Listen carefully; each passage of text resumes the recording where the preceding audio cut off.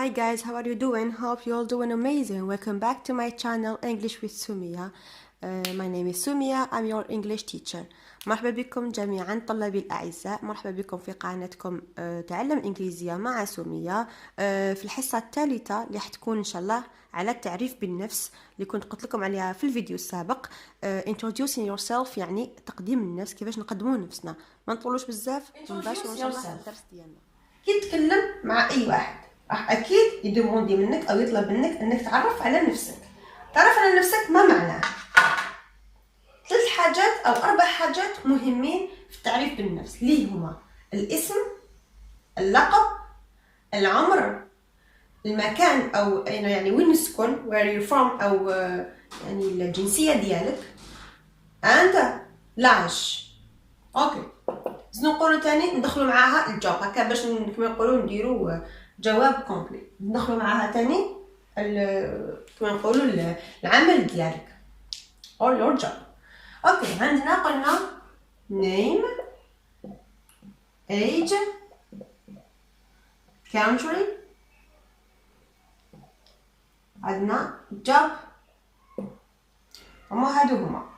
اوكي نبداو بهادو، من بعد كاين اللي يقدر يزيد باغ اكزومبل nationality اللي هي الجنسية اللي تابعة للبلد بيان سور. باغ اكزومبل I am from Algeria، I am Algerian. اوكي سي كلير. نبداو بأول حاجة اللي هي name. في النيم واش عندنا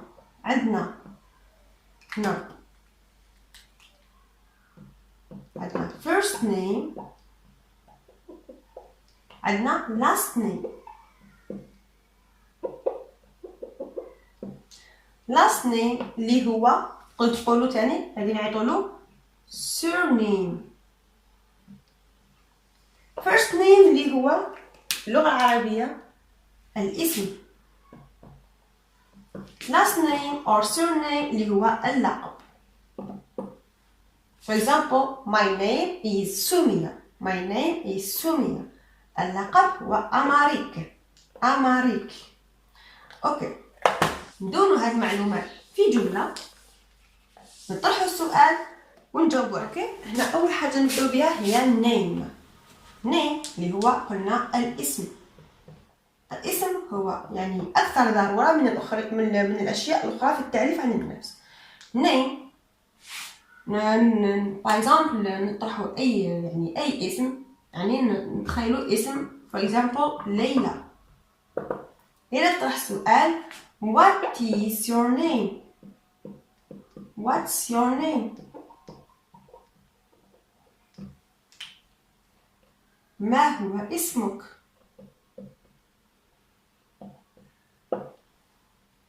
ما ننساوش دائما question mark في طرح السؤال، يعني علامة الاستفهام.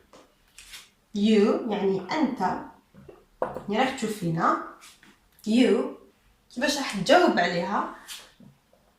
my name is for example هدى. for example my name is هدى. اوكي اسمي هدى. سي كلير. what is your name دائما في طرح السؤال عن الاسم what is your name. اوكي سي كلير. ما هو اسمك؟ you my name is هدى. هنا تقدروا تقولوا what is او كاين طريقه اخرى اللي هي what is يعني طويله. شوفوا what is هنا what، مي what يعني خفيفه وتجري في اللسان كما يقولوا، ولا نتعلموا حاجات يعني الخفاف ويعني كما يقولوا للمستعملين دائما. هنا تاني my name is كما تقدروا تقولوا my names. تكتب هكذا names my names، يعني هذيك لها اس apostrophe، يعني كما يقولها بالفرنسي، يعني كاين اللي يفهموها بالفرنسي، يعني نحو الاس ونديرو كما يقولوا اختصار الكلمه. الان الاسم سي بون فهمناه، نخلو ليلى توجور ونخلو هدى هكا باش نطبقوا عليهم كامل أمثلة. ليلى. For example, what's your last name? last name اللي قلنا عليه هو surname واللي هو اللقب أو اسم العائلة. your last name. you or نرجعوها طلبي قالت هدى يعني نرجعوها هدى. يعني هنا راهو بدا التعارف ديالنا وعرفنا الاسم. الآن نطرح السؤال للقب. هدى. my last name is هدى. عفوا sorry is أماريك. أماريك هدى يعني اسم الفتاة هي أماريك هدى. هدى is name. أماريك is last name. سي بون. حنا تعرفنا كيفاش نطرحوا السؤال على الاسم واللقب كيفاش نجاوبوا عليهم في زوج. الآن نروحوا للجزء الثاني أو القسم الثاني من الدرس اللي هو العمر. age يعني كيفاش نطرحوا السؤال على العمر.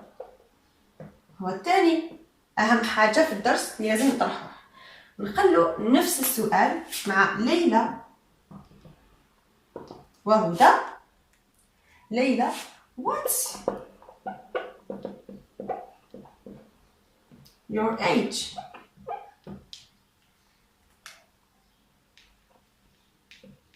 كم عمرك؟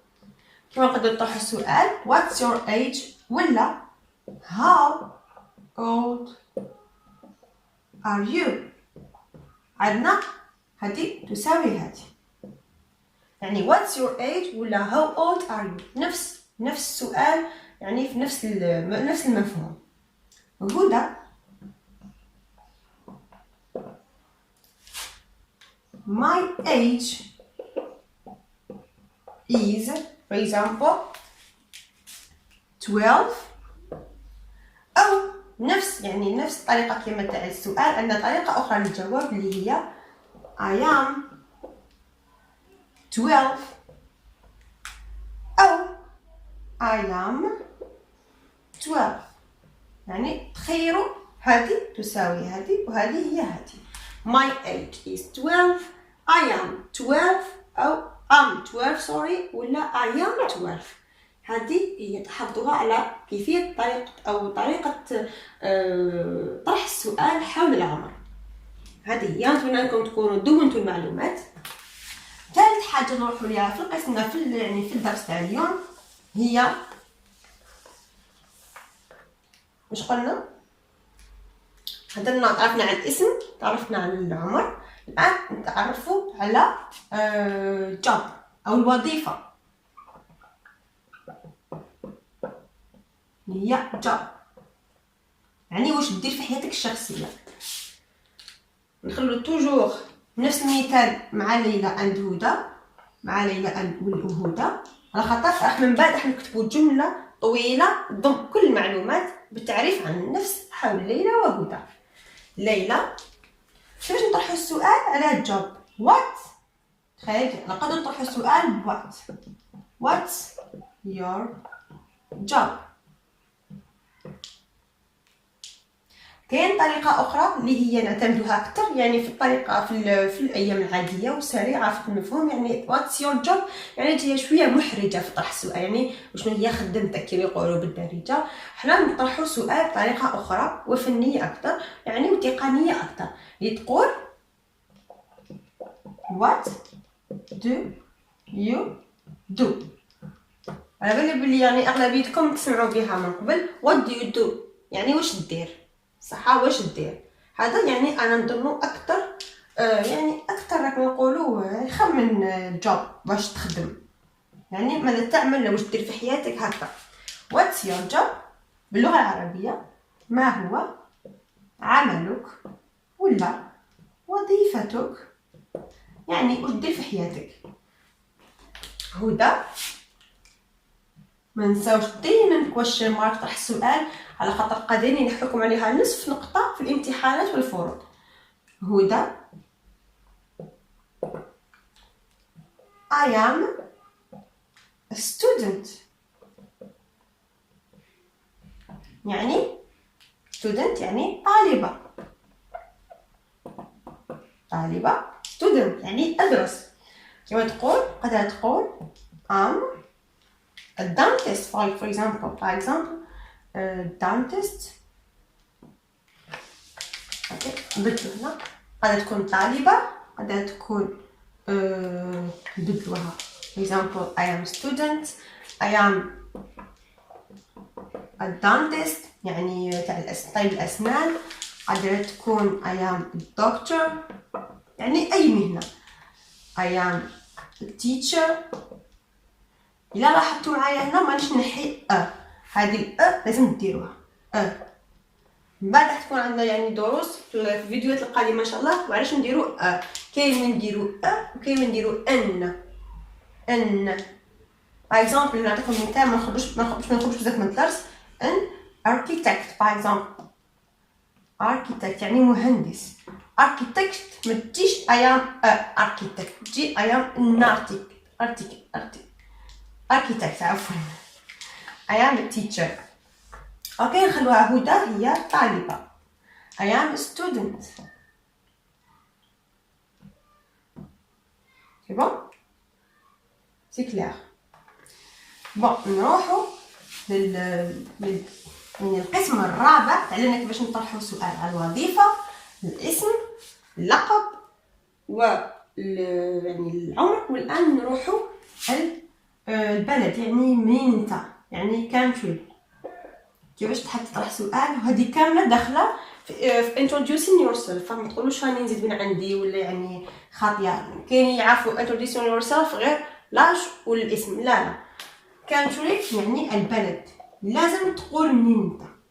هذه من اهم الاشياء لازم تعرفها. يعني اي واحد قادر تتلاقاه في بلد ماشي بلادك يقول لك introduce yourself لازم تقول له انت منين. هنا نشوفوا البلد. نخلو الناس ليلى عن هدى. انا نستدعي ليلى وهدى باش يتفرجوا معنا هذا الفيديو. راهم بزاف راهم متواجدين معنا اليوم. ليلى شوفوا معايا هنا في العمر والكانتري وعفوا في الجوب والاسم طرحنا سؤال بوات. الان نطرحوه بوير. وير المكان لانه كانتري هو مكان. المكان نطرحه دائما بوير مكان. ان شاء الله راح يكونوا فيديوهات في يعني في الايام القادمه على WH question يعني what where when how whose whom. درس خاص اليوم ركزوا معايا بك هنا where اللي هو مكان. where are you from. من اين انت. من اين انت. اوكي هدى I'm from. toujours المكان نربطه ب from. I am from for example Algeria. أنا من الجزائر. معايا toujours المكان where toujours from هي من. أنا من الجزائر. I am from Algeria. نقدر تقولوا I am نفس الشيء. I am ولا am. c'est clair. country نطرح السؤال where are you from. I am from Algeria. Where are you from. I am from Algeria. good. more country نروحوا nationality هي الأخيرة واللي هي سهلة يعني عندها نفس العلاقة مع country. nationality اللي هي الجنسية أو nationality.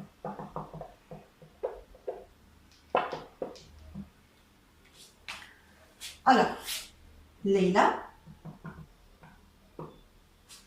نقدر نقولوا where are you from.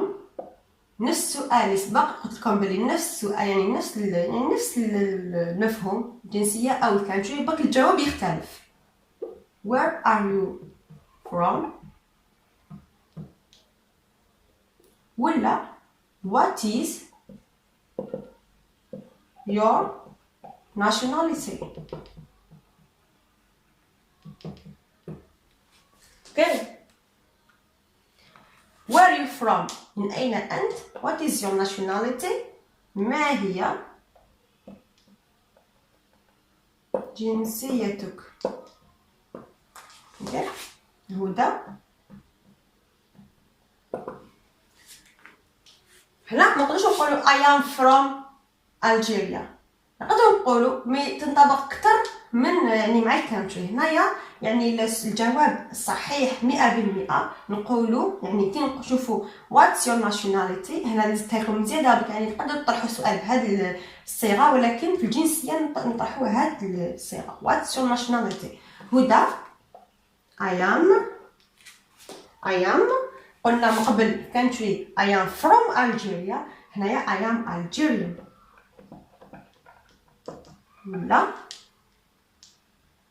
ولا I am for example Tunisian. ولا I am Egyptian. اوكي يعني الدرس تاع الدرس تاع الجنسيات راح يكون وحده، يعني كل بلد وكيفاش يعني كيفاش يتم يعني كل مواطن في ذيك البلد كيفاش يسموه، ماشي كامل يخاصوا بالاي ان. اوكي يعني لازم له درس خاص. هنايا جوست انا نركزوا في اليوم على الجنسيه. تقولوا I am Algerian I am Tunisian. اوكي نتمنى انكم تكونوا دونتوا المعلومات على خاطر راح يكون عندكم يعني. الان راح نروحوا للسؤال والجواب اللي درنا عليه كامل هذا الدرس، اللي يقول ليلى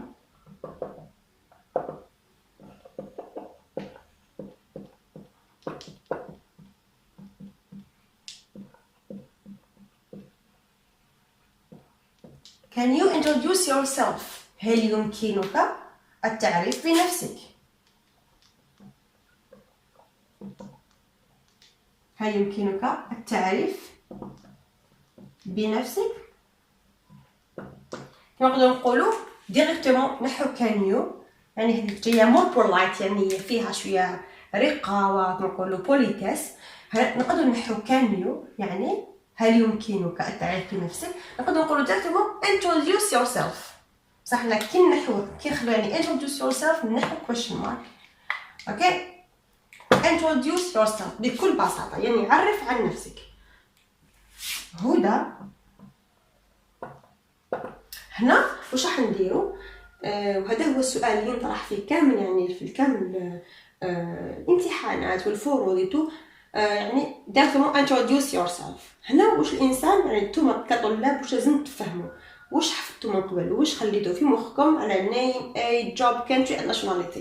هاد الخمسه حفظوهم في مخكم وتبداو تحطوا فيهم بالواحد. شوفوا هدى نبداو بسم الله نبداو my name is هدى. خير هاك هذه عندكم نص نقطة هنا. I am واش قلنا ثاني حاجة العمر. خير بيان 12. ماذا I am قلنا ثالث حاجة مهمة هي occupation. I am a student. 1 2 3 يخصو 4 5. I am from Algeria. toujours متنساوش from في country. I am Algerian. اوكي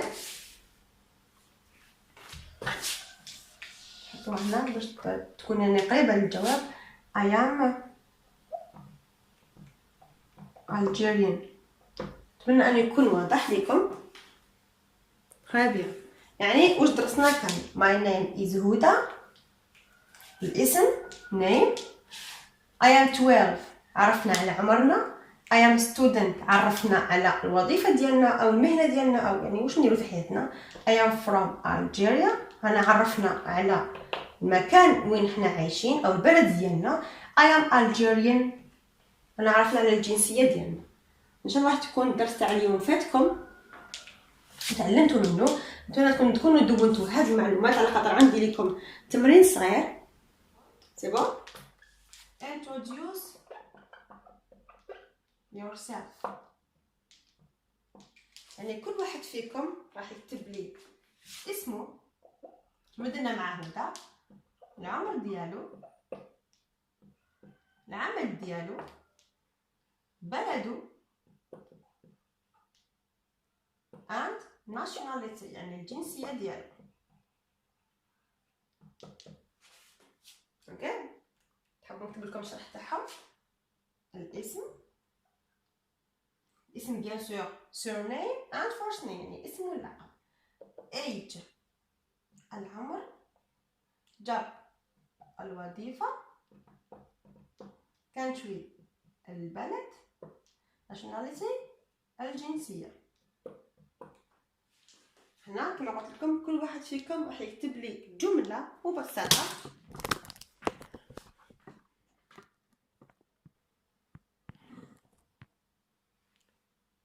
هنا كما قلت لكم كل واحد فيكم راح يكتب لي جملة مبسطة يذكر لي فيها الاسم ديالو، العمر ديالو، الوظيفة ديالو، بلده وجنسيته بدون غش. هكا نتعلموا كاملين ونكونوا استفدنا من الدرس.